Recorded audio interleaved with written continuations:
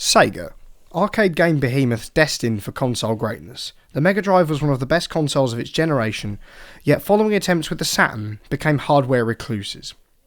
1999 gave us the Dreamcast. Dead in the water? Or just ahead of its time?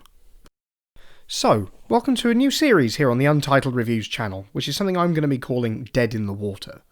A few weeks back I wrote something on the site surrounding the somewhat ill-fated Gizmondo, the biggest commercial failure in handheld gaming history. And it got me thinking, what other big failures are there in gaming, be it handheld or big consoles? This first episode focuses on a now 20-year-old console from Sega, best known for their work with the Rad Hedgehog Sonic, just not that dodgy Jim Carrey version. So, let's get hands-on with the console itself. From the outside, it looks like a pretty hefty box, weighing in around 1.5 kilograms, which, compared to contemporaries such as the PS2, turned out to be a fair bit lighter and still managed to pack a punch. As you can see, we've got a top-loading CD drive for games, along with a power button, complete with Dreamcast motif that was a different colour dependent upon the region the console was sold in. Otherwise, there's two grey buttons marked power and open, and on the front comes 4 controller ports, and a motif that the Dreamcast did in fact run on a build of Windows CE. In that regard, there's a bit of Xbox tech in here even before Microsoft decided to build a console. In a similar vein, the high-speed controller ports on the front also allowed for extra peripherals such as a steering wheel or Dreamcast keyboard and mouse to be plugged in. These last two are considered to be the first properly effective PC peripherals for consoles, effectively giving you PC-like accuracy in the likes of shooters on a console.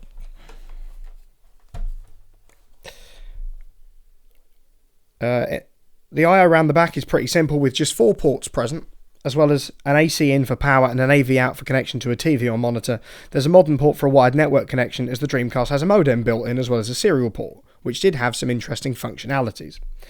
The serial port on the Dreamcast allowed for 2 Dreamcasts to be linked together for multiplayer across 2 systems on the few games that supported it, or, according to some forums, to connect a Neo Geo Pocket to the console. With Windows CE built in also, it means that you could connect a printer or a zip drive to extend that PC functionality even further.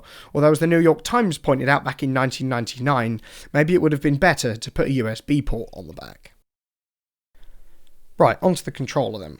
One of the first things that's really striking about the Dreamcast controller, apart from the rather tall design compared to contemporaries of the time, like the PlayStation's DualShock, is the fact that it's only featuring one analog stick, and it's not one that's padded at that, as well as no shoulder buttons. Compared to modern pieces of kit like the DualShock 4 or the Xbox One controller, it is pretty different. And to be honest, even 20 odd years ago now in 1999, this was a bit of a rarity, as Sony's first iteration of the PlayStation that was released some 2 years prior had introduced both the DualShock controller and dual analog sticks to the market. It appears that Sega had followed in the footsteps of quite a strange controller with the N64 and just the one analog stick. As a pretty tall controller, the Dreamcast does take some getting used to compared to some modern hardware, but in all honesty, it is a pretty comfortable controller to use. But to the press of the time, it got pretty slated due to that boxy design. By Game Informer, they called it lame, and IGN stated that, quote, "Unlike most controllers, Sega's pad forces the user's hand into an uncomfortable parallel position." And to me, specifically, IGN's position is pretty unfair, especially given how fresh the controller felt even with just the one analog stick. Its notable inclusion of VMUs or visual memory units completely changed the gaming experience, offering a whole load more functionality to the controller. With its small LCD screen, the VMU can present key game information, be used as its own little handheld gaming device through mini-games in other games, and even connect to certain Sega arcade machines. For instance, in the NFL 2K series of games, the VMU can be used to select plays. One of the biggest things to gamers these days and back then is graphical performance, and for a 20-year-old 32-bit console, the Dreamcast performance greatly outweighs any expectations. Sports games such as a personal favourite of mine, Virtua Tennis, and the classic arcade racer Metropolis Street Racer, the forerunner to Bizarre Creations and Microsoft Game Studios' Project Gotham Racing series, released later on for the Xbox and 360, even by modern standards do look pretty sharp. Sure, the faces on tennis players or contoured shapes of Ferraris aren't up there with modern standards with the likes of Forza 7 and FIFA 20, but for a 20-year-old console it does look surprisingly decent. Gameplay itself on those 2 particular titles are, as expected, fun arcade games, and in terms of personal opinion, are two of the best releases for the Dreamcast that also helped to set up a series of follow-up titles on future consoles, meaning the Dreamcast did at least have a proper legacy that way. The game selection on the Dreamcast was pretty vast, featuring the highly popular Sonic Adventure, hailed as a brilliant Sonic-based game and the best-selling game in the system's run, as well as the likes of MSR, NFL 2K1 and the original Soul Calibur. Those last two titles are still being made today, all thanks to the Dreamcast. There were also ports of what are proclaimed now as classic Sega arcade games, including the brand new Crazy Taxi, released a year prior in 1998. The system in that game of having a big overhead arrow as a direction marker became so useful that Sega even patented it, and would then take EA and Fox to court over that arrow appearing in Simpsons Road Rage. So, what went wrong then? There's a lot of things that really caused the Dreamcast downfall, which is a damn shame given how advanced the console was for $1999, as well as carrying a cheap price tag of £199 in the UK. Even then, being the first console of the 6th generation meant competition soon arrived. Sony's PlayStation 2 would be the main catalyst for the system's downfall, offering DVD playing capabilities, as well as being both internet enabled and backwards compatible with the original PlayStation 1. Despite being £100 dearer than the old Dreamcast, those other features were just enough to move the games from Sega to Sony and propelled the PlayStation 2 to be one of the best-selling consoles of all time, even today. Interestingly, some websites doing a bit of research list a lack of EA titles as key to the system's downfall, especially given that Sega had been in partnership with EA for years before. This partnership with EA, though, proved that they were cheapskates, as they reverse-engineered the Mega Drive, meaning that they would be paid lower fees on the games supplied to Sega. In the following 3 years, it would save EA over $35 million.